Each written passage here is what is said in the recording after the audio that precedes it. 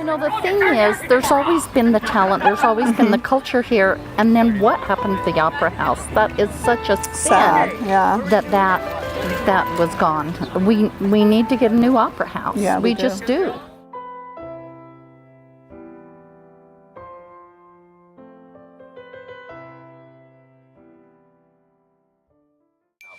I was kind of like sad when I got the part because I thought, oh, romantic lead, those are always so boring. So I was kind of relieved when I got the script and I read through it, and like I said, I kind of looked at the lines people say about Millie and what they think of her, and she's spunky and sassy and she doesn't take crap from anybody, so I really actually I like her a lot. And she just got off of the trail, so she's just had a kind of a rough life. Her parents died. Both of my parents passed back out on the trail. We got a late start and got caught in those... I don't know, I think she's looking for stability and just a nice, quiet home, which makes it terrible that all these brothers are hanging around. So she's bound and determined to get rid of them. But I think she falls in love with them at the same time, you know, all these guys. So I think she's fun. Suitors are the backbone of this play for sure, all right? The suitors are the unsung, unappreciated heroes. Yeah, that's right. We are the ones. Yeah. There would be no 7 brides for 7 brothers. Without... They wouldn't want those brides if they didn't have competition, which is what we are. You just got hit in the butt with a softball.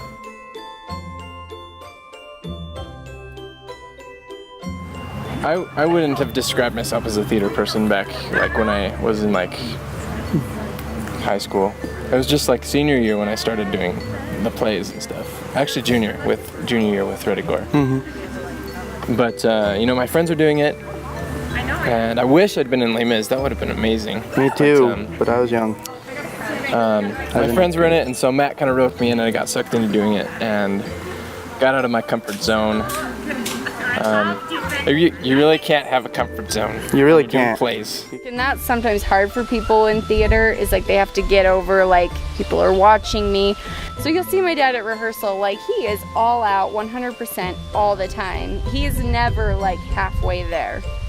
And if you ever watched, like, I remember in Little Abner, we were watching the video and we're all in a crowd and everybody's supposed to be bouncing. And my dad is like this, you know, he is just all out. Everyone else is just like this, you know.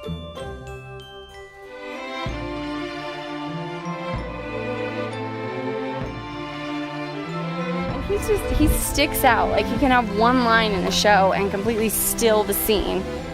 It's funny because I thought in high school, around my junior year, I thought I was, you know, in touch with pretty much everything drama in Grantsville, right? I was like, yeah, I know everybody. Well, I came into this play and found out that I knew like that much about the drama in Grantsville, because there are so many people I'd never met. There are so many things I didn't know about, and I've made more connections now than I made in the 4 years that I was in the plays in high school. I'm super grateful, Matt. I mean, I look back on the plays that we've been in, right? Me too, Matt. And thanks so much. They're my greatest high school memories, and this one just adds to that. So thanks for letting me be a part of your drama community, Matt. Thanks for your hair whipping back and forth. Yeah, which you're getting rid of really soon, please. What? Yeah, he's cutting What? it. He's cutting his hair. Oh, Matt's cutting his hair. Peter, you can't do anything about it. He has to do it. I will now execute Matt Price's hair. Oh no. What? Check out the Mulan there. Just like that. Now this little haircut here is what you call an A-line. I had that. That's what Gracie got. I like it.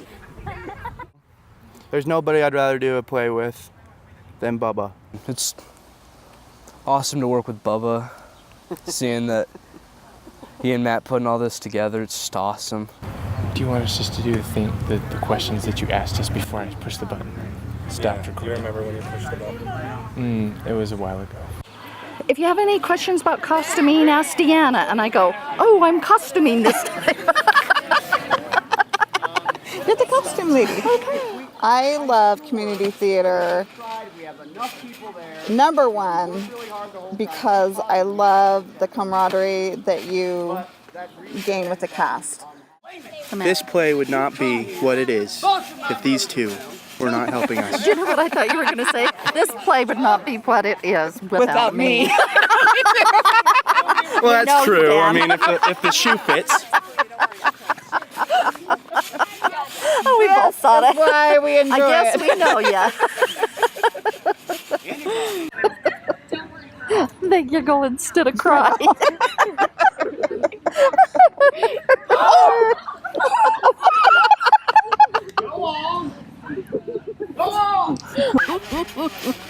I always dream it. Yep. I dream it. We do. We both do. We both, when we're anything that we're choreographing, whether it be prom or church or community, anything, we'll get together and be, okay, I dreamed this formation, and oh, okay, well, I dreamed this, and so. And we do. We do. We dream You listen to the things music and it's going just- on while you're yeah, sleeping. Yeah, and yeah, I a lot of times when I go to bed, I'll stay up all night and choreograph in my head, and it'll come together for me, and then you get up the next morning, and sometimes it works with music, sometimes it doesn't, but then It you always can works tweak. in your head. Yeah. You know, it does it. And you've always got professional dancers in your head. Then you are Deanna, so Barbara. I have been thinking. I'm Barbara. like,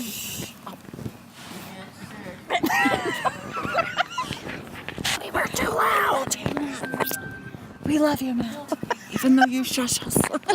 Shush, shush. Shush. I don't know. He just was always the coolest person I ever. I just remember when he was. What was it called? What was it called? It's a different building now. High school? Not school, Anthony. No, it was it was that building that they hold wedding receptions at now. Ivy Garden. Who are you in the play? I'm Dorcas. Describe your character. If you could in one word. She's showing all kinds of ankle back in the day. When she gets kidnapped, she likes it. It's not like a it's a oh. It's me. Like they wrote me. Yes. I feel like she's probably making out with her boyfriend. She's getting married. I'm not laughing. Hi, Grandma. Hi, Melissa. Where are you? I'm just hanging out. Remember that story you told me about Matt Price in high school when you called him a jackass? Can you tell me that story? Okay. You want to tell it again? Okay. All right. So, I was teaching the story, The Mask of the Red Death, okay? The what? The Mask, M-A-S-K, of the Red Death. The Mask of the Red Death. When I started and I read the first sentence, then all of the kids started laughing. Well, it was afternoon, the last day, hour in school. I was tired, and I had this lovely lesson I was going to teach, and it just made me angry. So I said, "You guys are just like in the time of Noah. You think and speak evil continually." Then they really started to laugh, and then so Matt said to me, "Well, Mr. C, if we ever have to build another ark, I'm sure you'll be called upon to do it." Then everybody was really laughing, right? Right. So then I just turned right around. He had my destiny, and I turned around. He's right there. I said, "Yeah, Matt, and all I need is one more jackass to jump on."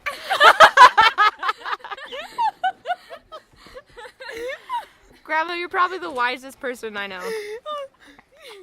Well, I remember him playing Jingle Bells with his pectorals backstage during one of the shows. I need the music. That was kind of, and it was like in the first show I was in, so I didn't know him really well.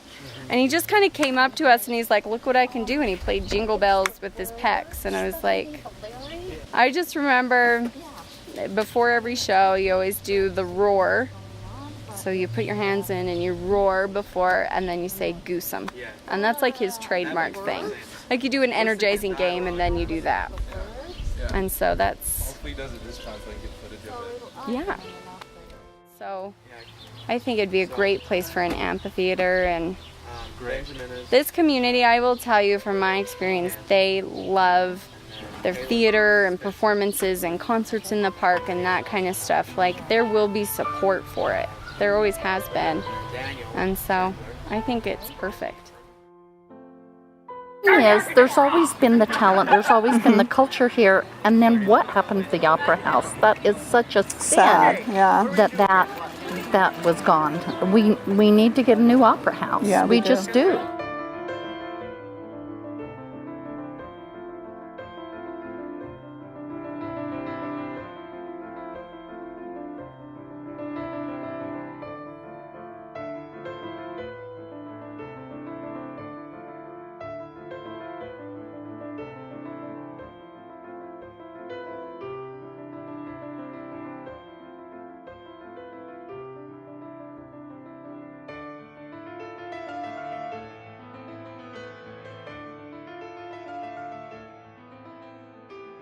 But it was kind of always an outlet for my dad. I think it still is.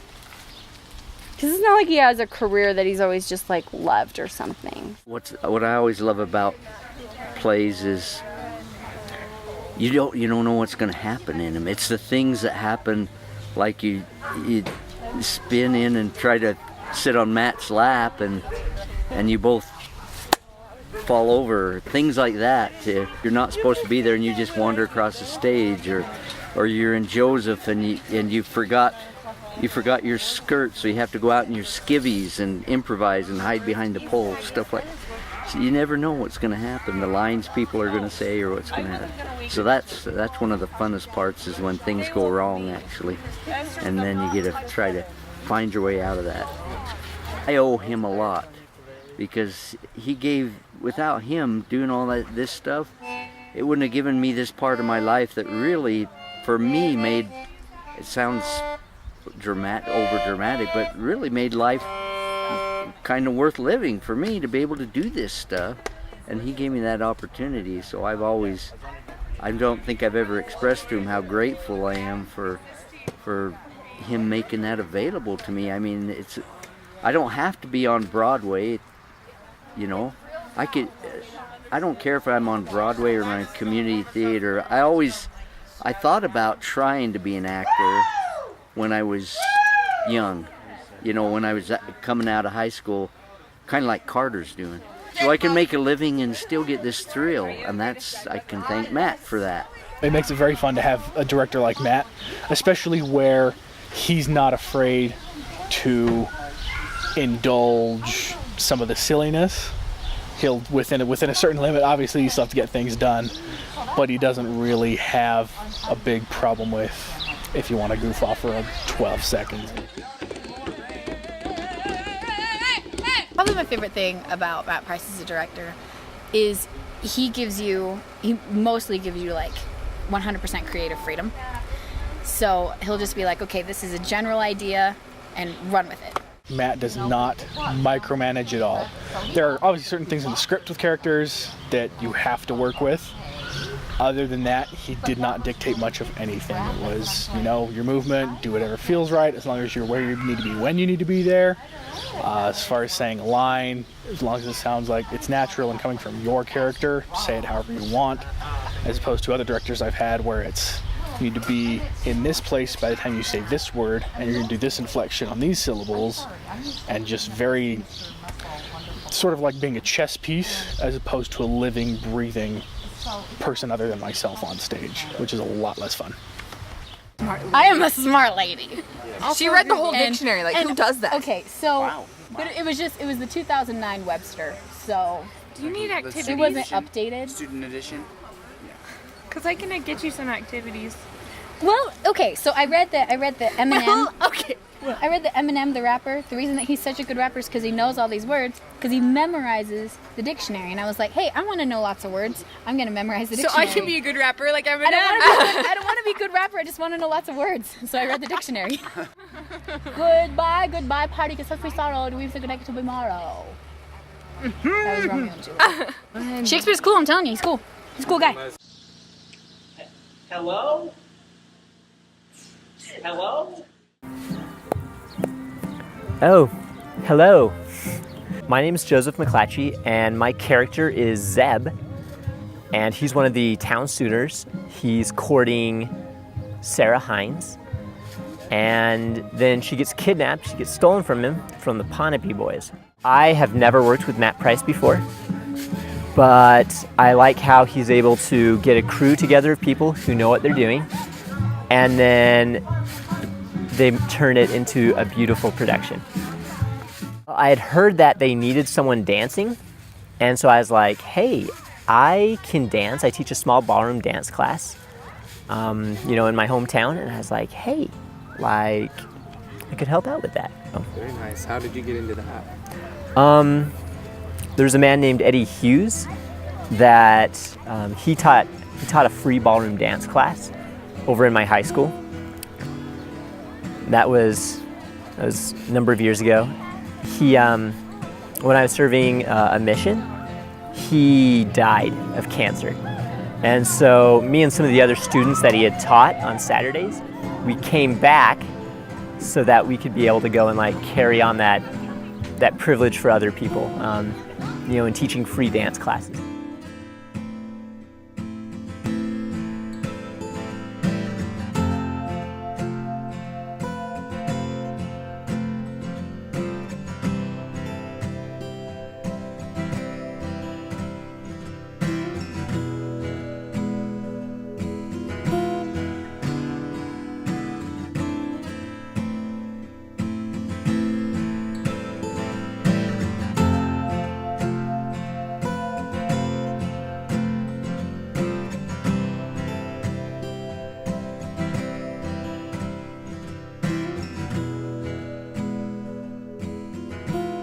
I'm Cameron Sari, and I'm getting into play the youngest brother.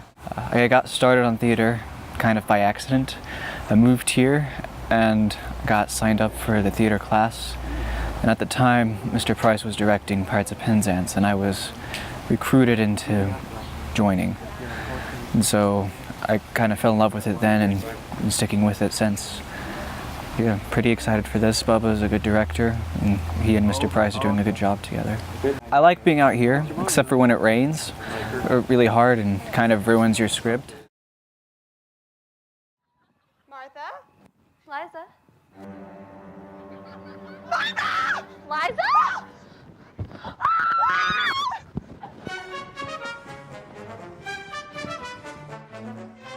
My mom and I have had a lot of involvement in the Clark Farm. When I heard that we were doing a play down there, I was like, well, that's like my cup of tea there, because I really like to act and do musicals and stuff like that. But plus I had nothing to do this summer, so. Martha she's kind of she's just not all there. I mean, her best friend is Liza, and they're like two sides of the same coin. Daniel, Ephraim, Martha, and Liza. Oh, sorry. Daniel, Ephraim, meet Liza, and Martha. We're pleased to meet you. Pleased to meet you. They're pleased too. We've decided that, because nobody ever says, oh no, what happened to Martha? Or Martha got kidnapped. Nobody ever says that. And so it's I don't think anybody actually cares about us. We're kind of just the weird ones of the town. And we've decided that we don't actually have parents. We make reference to them once. I say, our folks are gonna get worried, but I think it's just kind of our folks are in our mind. I am Paul Oakes, and I am Joel the suitor in the play. Well, I'm one of Bubba's best friends from high school, and he's always, since we started hanging out, trying to get me in the shows, and at first I'm like, nah, you're weird. You know, that's for sissies. Like, you know, I'm a football star. I don't do shows. But then a lot of our friends in high school were a part of it, and you know, after discovering dance after prom, I've always kind of wanted to do a little something with that, and I always told Bubba that I kind of want to do a show now, and he told me about the show this year, and he told me to try out. I was like, I don't know, I can't sing, and he's like, oh, just to try out anyways. And so, you know, I tried out, and here I am. Oh, it's been awesome. I love it. It's fun to just come hang out with everybody, learn a new dance, and just the whole experience of it is just fun. It's just awesome being a part of the cast, just coming here every night and just getting to talk to everybody and having fun. It's cool to help my mom and like actually be in it, because when I was little I always see her like choreographing and everything for a bunch of different stuff. So it's actually awesome to actually be in it. And yeah, and your sister helps too, right? Yeah, Jess helps my mom out a lot. Yeah. Well, I mean, so it's kind of like a family thing. It seems like it's. Yeah, our family is very performance-esque type stuff. They perform a lot, So it seems like a lot of fun. it's a lot of fun. And so, are you excited for now? We're getting closer to. Yeah, I'm getting super excited. Are you going to prom? I don't know. Hold on, are you just asking her to prom? No. You just said, "Are you going to prom?" With a burrito in my hand. You want to go to prom with me? It's very romantic. What woman can resist a man with a delicious burrito? I don't know. You want to buy it? Is this your prom dress? Oh yeah. I'll be wearing this, and she'll be wearing that. Well, it's a good look. Well, I don't have any of my lines memorized, so... Well, I have a couple, but I haven't had time to read over the script, and I was doing the other play, and so I'm just starting to get into all of it. Like, they've choreographed half the things without me, so kind of hard. So you're feeling a little overwhelmed right now, or? Just a little. In what way has it been good? Putting things together. The between scenes is almost as scary as the scenes themselves when you don't know what order they go in. So knowing the flow of the show is a really big advantage. This is a baritone ukulele. How are you feeling? Are you ready to go? I'm really tired because I woke up way too early. But yeah. It's been really fun here, and I'm looking forward to going over to the Clark Farm.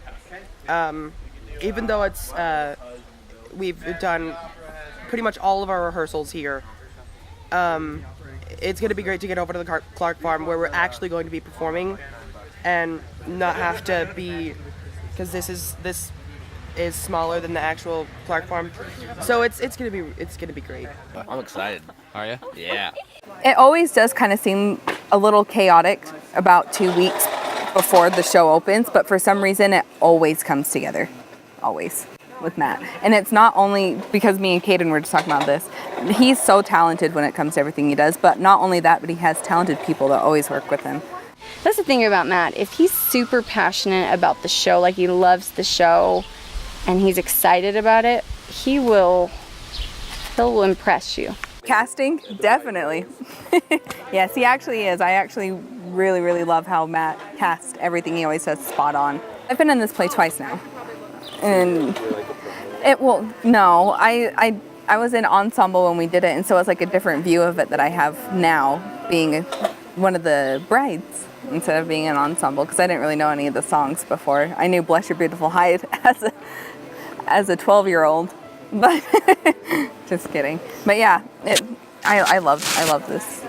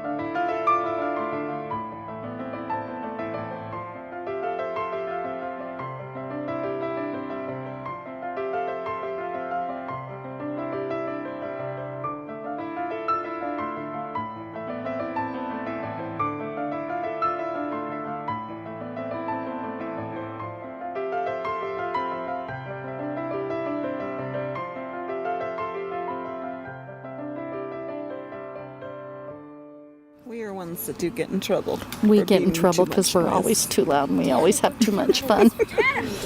We do have too much fun. But you know what?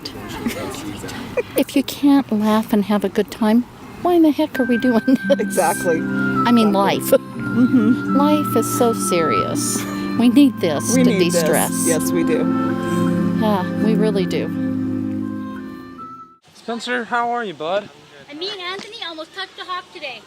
We literally walked up to We the literally nearly touched a hawk. Like we were like, I turned one on Halloween. he does that! No, Halloween is my birthday. Hey, is it really? It is. Are you kidding? I am not kidding you. Guess what?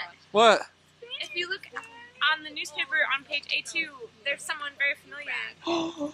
Now is not the time to be checking the classifieds. Oh. What is this I see? I spy with mine. They got the side of my face and it made me feel so ganted. She really loves Why?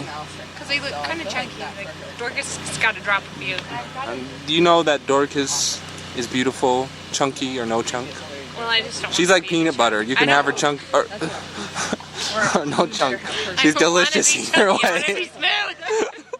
I'm gonna cry when it's over. I cry at the end of every single show. It's like a family. You become a family with everybody. And even if I've done shows with people before, it's different and new people. And so, I don't know, it's gonna break my heart. This is, I don't know, like theater. Whatever has the better outcome. Just performing and like singing and stuff, like making sure other people are having a good time or like feeling happy, like that makes me feel good. I am extremely excited. Not just excited, you're extremely excited. Why are you so extremely excited? Overjoyed. wait, yeah, because tomorrow we're gonna Because program. now that it's a dress rehearsal and we're here, it means a week and then we're done. And you're just itching to get this nonsense And over today. with. There's so much that goes into producing a play and directing a play, acting in a play, every aspect of it, so much of it, and you spend hours and hours together with the cast and the crew and everybody, and then it comes together in this great adrenaline rush, which is the performance, and you have this great bond with all of these people, and then all of a sudden, you know, you take your final bows on the final performance, and it's over. I mean, maybe a cast party or something, but it's over. And another thing too is you kind of get drawn into this character that you've become, and maybe you kind of grieve for that character when it's over, because it's almost like it died. It's still a part of you, but if you've done it right, then you kind of miss the character too when it's over. I thought Never long enough. it isn't. It go longer. We need to start doing stuff at the beginning of the summer and then have it like at the very beginning, right when school gets out, for the kids that still go to school. It really blows past. You meet It so many does. people that are Amazing. great, and Yeah. it comes to a close, and just like that. You're so excited for the play, the opening night, and all the performances. But then they all of a sudden just it's zoom gone, past. and then it's gone forever. And it's just, it's like you get a little down after that. oh yeah, I do, all the time. I don't ever cry like, you know, some people. I cry. Every time a show ends, I go through like a 3-month depression, because like it's kind of like a funeral. Like you're putting a show to rest, Mine, I found it. and you've spent time with this show, growing with it and stuff like you would a person, and then when it ends, it's like it's dying. You think that's part of why it feeds you to do another show? Because Definitely. I'm so addicted to theater. If I'm addicted to anything, it's theater. When you see him talking about it, it's just so much fun because you see them enjoying it, and it makes me happy to see being other people's lives and spirits up, to making other people happy, and maybe if they had a bad day, they come and they see it, and families together, and they all just loved it, and they all just leave happy. It's so much satisfactory because you brought other people as much fun as you're having, because it makes them happy, and then it makes you happy.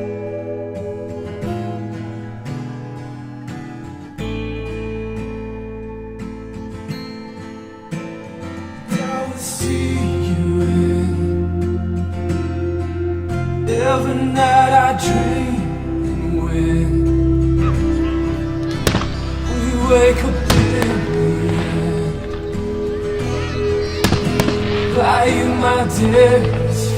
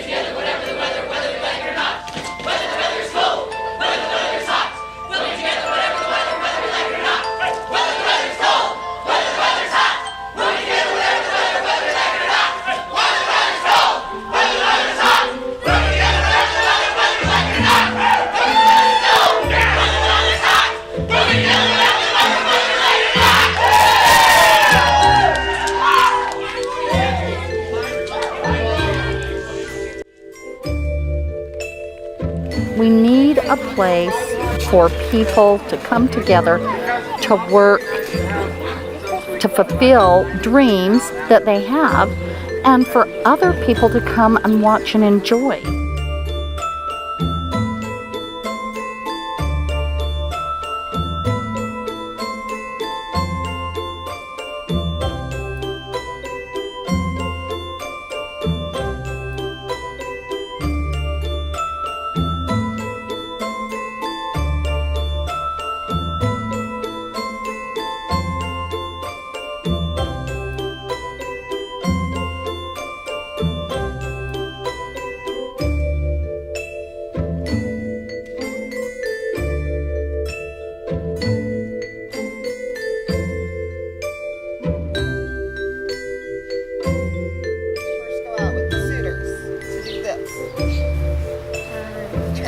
In a clump, and then the brothers go and you do little spins with the clumps, and then right after that, then you get in the line.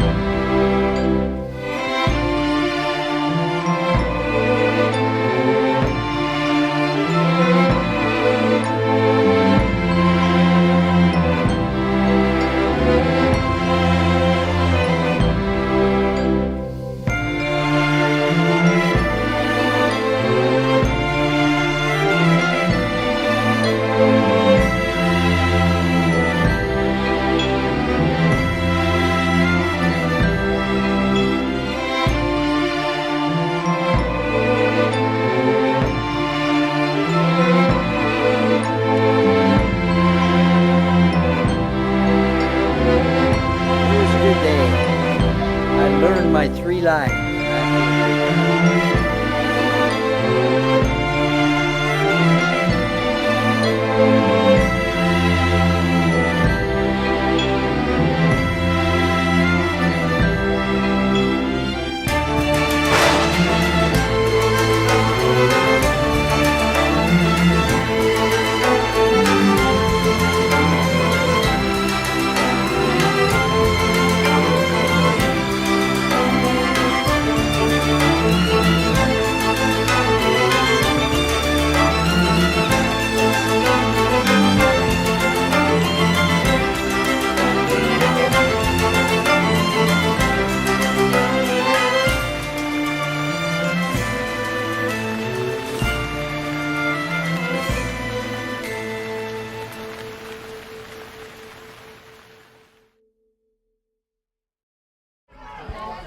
too tall.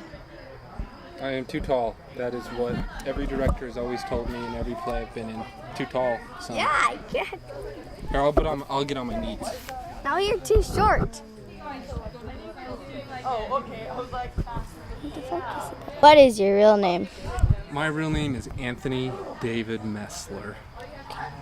Who are you in the play? I'm inventing my own role. Matt doesn't know about it yet. No one else knows about it, but I'm making up a new character. He's the crazy old town drunk who plays a banjo, and he just shows up in random scenes. How many shows have you been in? This is my first show, except if you count the First Grade Circus. I was in that. I didn't like the part I was. What is your favorite show you've been in? Well, the First Grade Circus is definitely up there.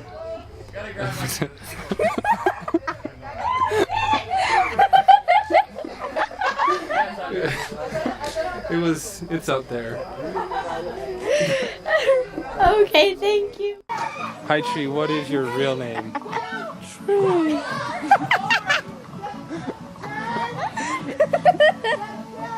Okay, what's the next question? Who are you playing in the show? Who are you playing? I'm playing a tree. Well, that makes sense. Why do you like community theater? I like community theater because it really gives me a chance to grow. What's your favorite memory working with Matt? Oh, where do I begin? How many shows have you been in? One for each ring I have. What is your favorite show you've been in?